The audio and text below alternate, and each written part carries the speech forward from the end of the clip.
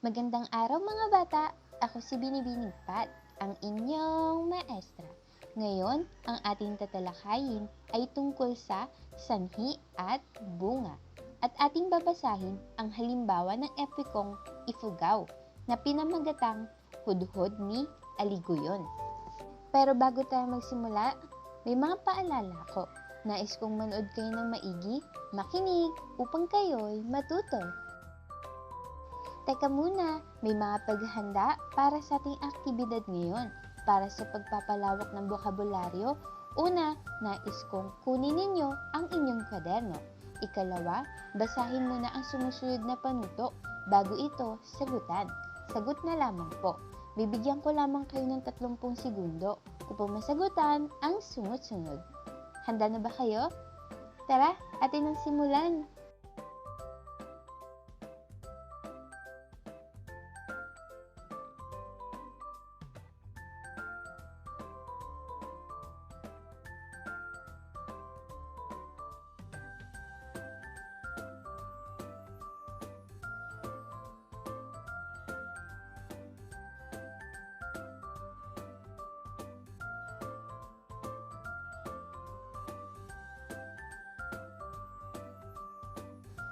Bago tayo dumako sa ating talakayan, halina't magkaroon muna tayo ng balik-tanaw sa ating tinalakay.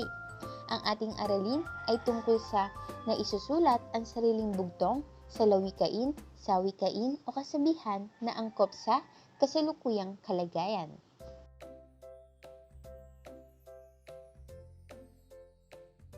Kung nais ninyong malaman ang kabuuang talakayan tungkol sa naisusulat ang sariling bugtong sa lawikain, sawikain o kasabihan na angkop sa kasalukuyang kalagayan, tingnan na lamang ang impormasyon na makikita sa description. Alam niyo ba mga bata na ang hudhod ng Ifugao ay itinuturing na isa sa ilang mahalagang kayamanan ng panitikan dito sa Pilipinas?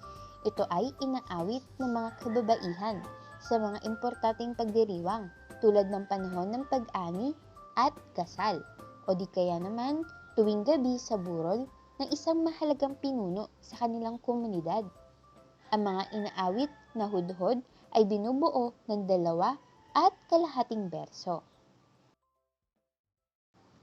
Tara, atin ang basahin ang epiko ng Ifugao na pinamagatang Hudhod ni Aligoyon.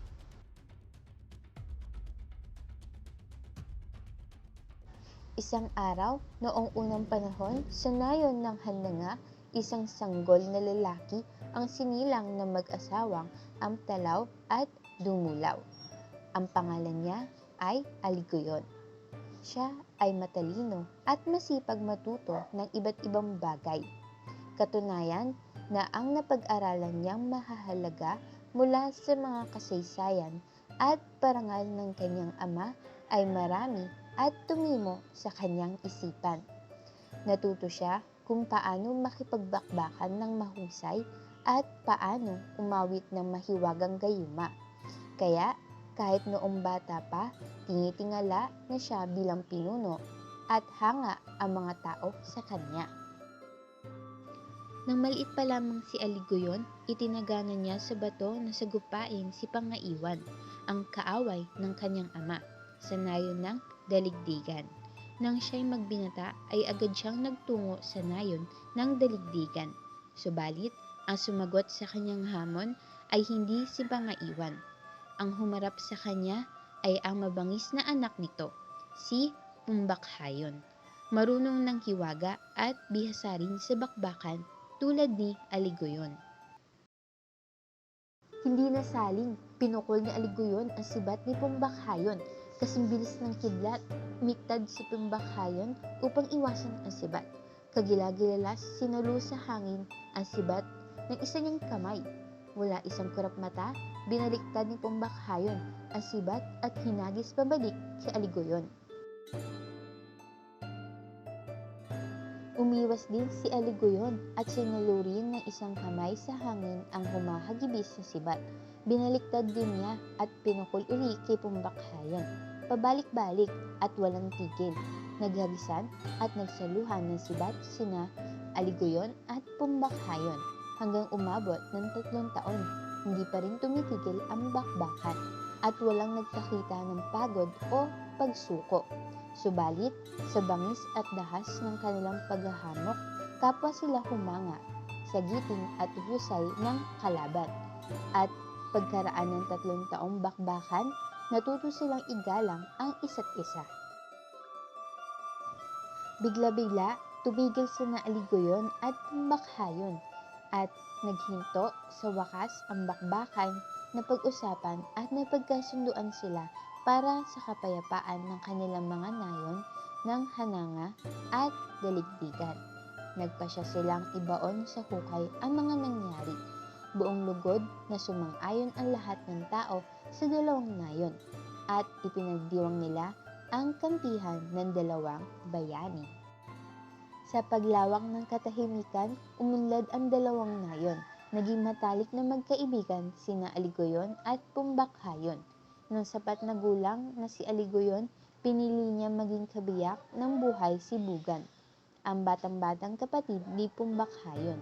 Inalagaan niya sa bahay si Bugan hanggang lumaki itong napakagandang dalaga. Ang pinili namang maging kabiyak ng dibdib ni Pumbakhayon ay ang kapatid na babae ni Aligoyon, si Aganaya. Ang dalawang pamilya nila ay yumaman at iginagalang ng lahat sa Ifugao. Kung may pista o anumang pagdiriwang sa kanilang nayon, buong kasiyahang pinanonood ng mga taga-nayon ang dalawa, lalo na kung sila'y sumasayaw. Kung mahusay sila sa pakikidigma, ay mahusay din sila sa pagsayaw. Lumulundag sila at pumapailan lang na parang marilikit na agila. Sa kanilang nayon, tinuturuan ni na Aligoyon at Pumbakhayon ang mga tao tungkol sa marangal na pamumuhay, karangalan at katapangan ng mga mandirigma, at pagmamahal at pagmamalasakit sa inang bayan. Kahit na sila'y pumanaw, binubuhay ng mga Ifugao ang kanilang kadakilaan. Dahil na rin sa kanilang basilak na puso, inaawit ang kanilang katapangan. Hindi mawawala sa puso at kasaysayan ng mga Ifugao ang kagitingan ng dalawang mandirigma. Nagpasalin-salin sa mga lahi ng Ifugao at ng mga Pilipino ang dakilang pamana ng kanilang dakilang mandirigma. Para sa aral ng ating kwentong binasa, ang paghihiganti ay hindi solusyon sa anumang problema. Mas maganda pa ding nadadaan sa mabuting usapan, pagpapakumbaba, at pagpapatawad. Isipin natin ang nakakabuti para sa lahat, paigtingin ang kapayapaan, at maging mabuting halimbawa sa iba. Tandaan niyo pa ba mga bata kung ano ang sanhi at bunga? Ang sanhi ay tumutukoy sa pinagmulan o yung naging dahilan sa isang pangyayari.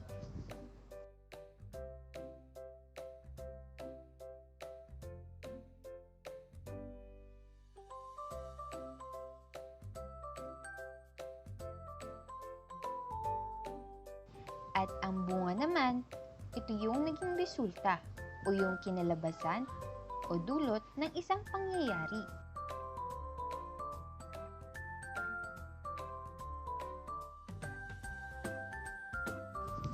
Araw-araw nag-iensayo si Mark sa larong basketball, kaya siya ang naging MVP ng liga. Ang nakasalong guhit ay ang sanhi. Ang walang salong guhit ay ang bunga. Kalawang halimbawa, mahilig kumain ng madami si George. Di nagtagal ay hindi na magkasya ang kanyang mga damit.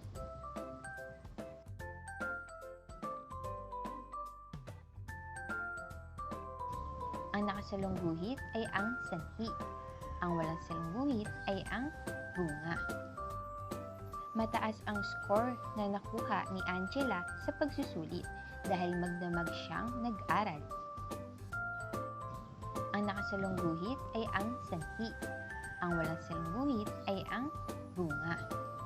Ika-4 na halimbawa, sobrang lalim ng baha sa Cosmos hanggang Bibi dahil sa walang tigil na pag-ulan dulot ng bagyo. Ang nakasalong guhit ay ang sanhi. Ang walang salong guhit ay ang bunga. Tandaan mga bata, hindi palaging sanhi ang nauuna sa isang pangungusap. minsan ang bunga din. Basta lagi nyo lang tatandaan na unawain at basahin muna ang pangungusap. Naunawaan nyo ba ang sanhi at bunga? At natatandaan nyo pa ba ang ating kwentong binasa? Magaling! Upang masubok ang iyong kaalaman, halina't subukan natin ang maikling pagsusulit. Mga paghahanda para sa ating pagsusulit, una, nais kong kunin ninyo muli ang inyong kwaderno. Ikalawa, ay basahin muna ang panuto bago ito sagutan. Sagot na lamang po. Bibigyan ko lamang kayo ng 1 minuto upang masagutan ang sumusunod. Handa na ba kayo? Tara, atin nang simulan!